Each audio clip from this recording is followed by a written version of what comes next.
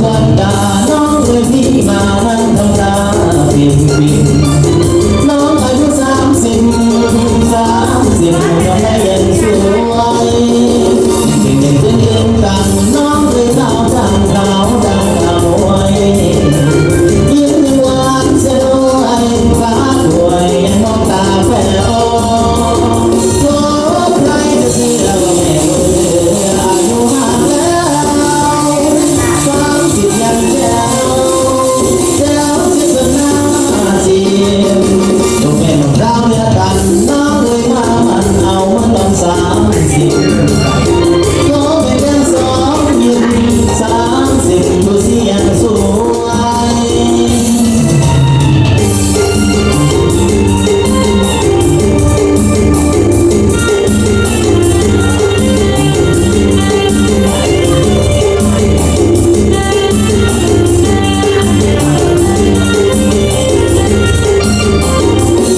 ทุกวันตาน้องเลยที่มานั่งทำตาปิดน้องอายุ30ทำไมยังสวยเก่งๆตึงๆกันน้องเลยขาวดังขาวดังกระมวยยิ้มหวานเสียด้วยฟ้าสวยมองตาแป๋วโอ้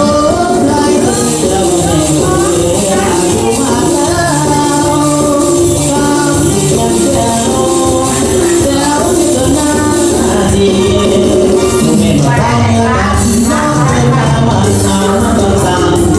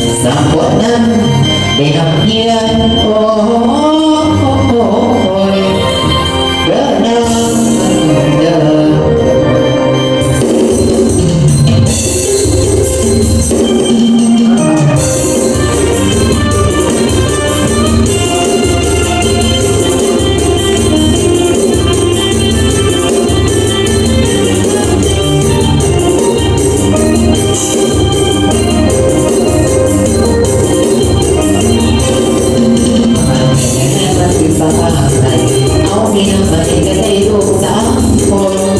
บ่ต้องทำมองกับให้ยากให้มันลำบากสักน้ำดับวันแต่งงานแล้วมีลูกไม่ใส่ตั้งแต่ภูมิใจแม่หักลูกสาวผ่านใจโอ้สะเทือนฟ้าโอ้ยเดือดคือกับบังเทขอเพียงเอาเข้าใจกันเบาสักวันก็ถูกใจแล้วเด้เจ้าโอเคให้ก็โอเคบ่ได้สังเกตเป็นใจกับดำโอ้แม่ฮักลูกสาวน้องมีความงามสาวนักที่เรียนมอผิวพรรณยังเด็กยังเดิมน้ำตาไม่ถึงบ่มีใครที่ทอเก็บไว้หน่อยอยู่ใจตลอดไม่อยากเป็นท้อเข้าใจน้องดีน้องเก็บเรื่องการสร้างเก็บในทุกร้านที่ไหนต้องการติดตามเรียกเรื่องการสร้างวันเดียวทำงานในน้ำก็ไม่รอไม่คิดใจต้องทำมาไม่รอให้แห้งกระโดดใจยังนอนนอนกินข้าวที่ท้องบวมบวมโยกสังคมรักเพื่อนกันใส่มาเรียบใส่กับมองไปเลี้ยงเรียงอยู่ในข้างแขนขาสบายใจลายแนวบนจะต้องเอาแม่ในแรงมาเตี้ยน้องนาแม่ฮักลูกสาวบ่ต้องน้องเห็นใจเป็นหัวเจ้าพลังไปพวกเขาพลังก็ได้อยู่กับน้องลูกน้องก็ผ่านมาเมื่อแล้วที่ทำเป็นน้องแก้วแม่ฮักลูกสาวแยกไม่ได้ไม่เลยคนงามไม่ต้องกีตาร์หาเงินหน้าหมดคนเขาว่าท่านต้องบางงานข่าวเมียไม่หันท่านให้บอกแค่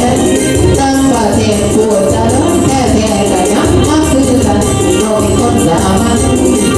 อยู่บ้านยังโอ้ยเด็กน้อง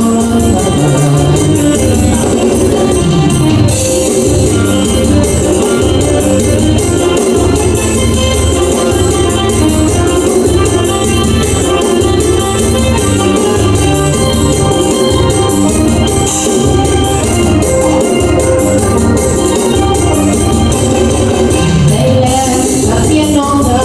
แม่ห้ามลูกสาวว่าต้องน้องดีใจเป็นผัวเจ้าก็รักไปคุณเขาบ่ได้บ่ได้อยู่กับน้องลูกสองก็ผ่านมาเป็นแล้วถ้าเพียงน้องแก้วแม่ห้ามลูกสาวยัดใจไม่เลยคนงามแม่เขากีตาร์เขาที่หน้าหมดคนเขาว่าทั้งน้องวันใจเราเมียไม่หักทั้งไปบอกแกทั้งประเทศพูดเสริญแท้ก็ยังมาคือกันน้องเป็นคนสามัญสิวันยังคอยเด้น้อง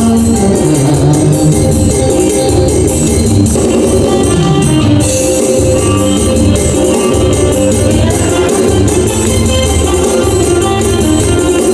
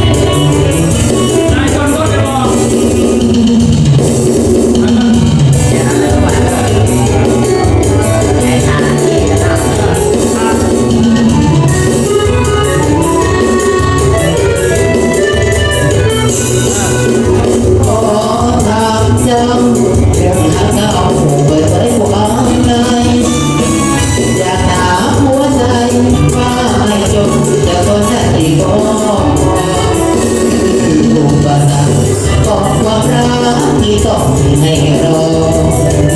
หลายข่าวว่าท้อเจ้าจะรอที่ได้ไหมนะ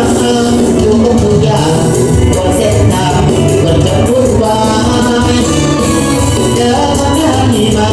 น้ำหัวใจตัวเองไม่น้องหากที่จากบ้านเธอที่รักก็เดียวมารอที่คงว่าท้อหากเจ้ารอจะขอสู้ผู้เดินน้ำถ้าเดินวันที่คงน้ำอยากกินน้ำที่ไม่ได้วันนี้ที่คงเกิดวันตามลมไหลห้อยคงแต่พอพอทันตาเอ็นแค่สั่นเลยคือเธอที่มาบัดดับดิยกถืออีกมีต่อความสิไรนั้นเห็นเจ้าดำไรที่โวยไม่หมดดอกเจ้าพ่อท้อพี่กับพ่อยอมถอยมีแต่คอยเพียงฝันเลยกับมันหายสิเสียงคำนี้บ้าเอาจนเจ้าทนได้พอรับได้บ่น้องคำว่าว่าจังหัวตอนนี้ตามนั่นจังหัวผมไอ้สิยอมลำบากตาเต้าเหนื่อยกายจะทำสุขประจำอยู่ที่หัวใจแม่ของนายอยากผู้แดงหัวใจจะเกิดใดหรือบ่กันแม่เจ้าก็ทอที่ยอมสู่ทุกทางถามเจ้าบางคนได้บอกความสุขสุขอยู่ในหัวใจน้องหลับไปเดียวที่ใจพอ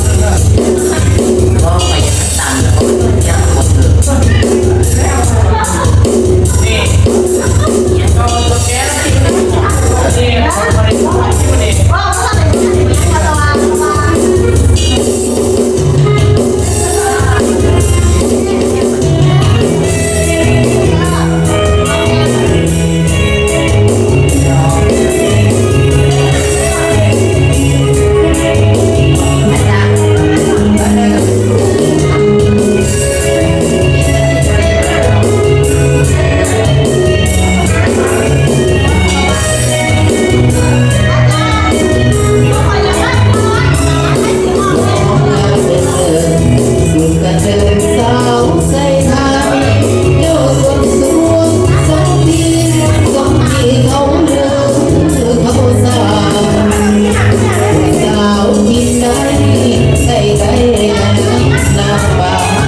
ยังไว้แม่ในการดาแล้วก็เขาเอ่ยเขาสาวใส่ลำเดินให้ว่าลืมว่าจะใจให้ความรักให้แก้วตาคือวันส่งทำเขาลืมให้เสื้อถือความสวยงามทั้งวงการอยู่ทันไม่ก็วันสามารถยืนแทนอาชีพทำงานหาไปต้องสายทางบาดใจของคนฟังให้ฟังสักครั้งให้รู้แก่ ยิ่งดำสักสวยแก่มวลผู้คนหาอยู่ทางหน้าสุดแท้ยังจริงแค่สาวใส่ผ้าดีแต่ยังจะตามอะไรหรือแค่อาศัยน้องก็เปลี่ยนแปลงจะบอกพ่อแม่มาขอทันทีอยากบุญบ่ทรงลงคาลงสาวใส่ผ้าได้แฟนสวยใจดีใจดีสาวมาแค่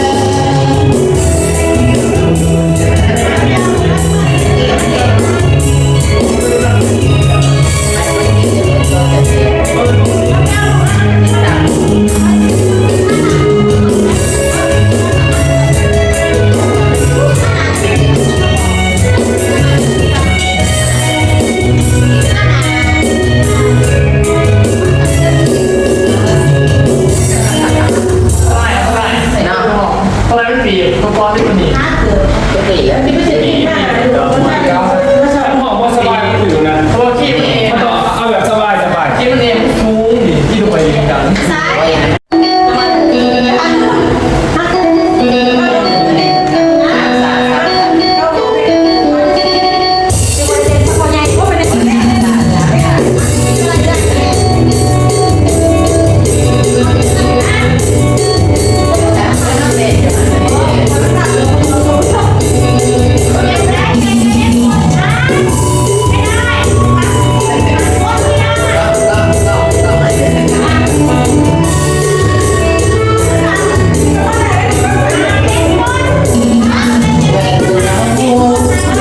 เป็นเบาเท่ากันบ้างเอาเดียวกันเขาก็พอแต่งงานเมื่อแล้วเรื่องมีลูกสาวแต่ลูกสาวบ่เห็นแววอยากหูว่าเจ้าเกิดแล้วยืนยันเป็นลมเป็นแรงหาถูกกันสาวใดเขาก็ของมาใครจะต้องการให้ทานน้ำก็เพียงแต่สิเข้าไปขอให้พ่อแม่หาวันแต่งเกิดวันหาเขาเป็นเดือนอยากให้คู่แต่งรักเขาเต็มที่เงินให้บ่หลอกก็ขอไปวัดไปตามสาวใดมาเป็นพันงานหาพ่อมาลองจากสิ่งที่ ใจอ่อ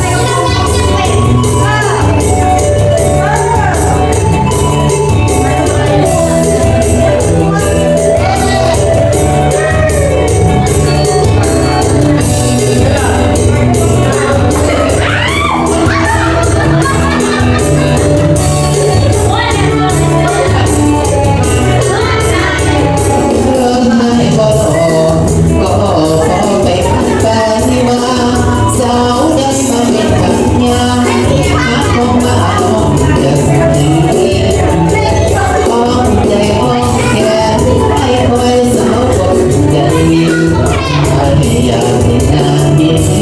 อยากเอาเห็นคอยคู่อยู่นานก็เคยมีแฟนน้องเขาลงสาวบอกเก่งเอาสิเด็กเป็นสาวขอความสัมพันธ์หวังว่าคงมีสาวใจดีเมตตาสงสารอยากไว้ให้ไว้มาแต่ทำกันหน้าหนาวปีนี้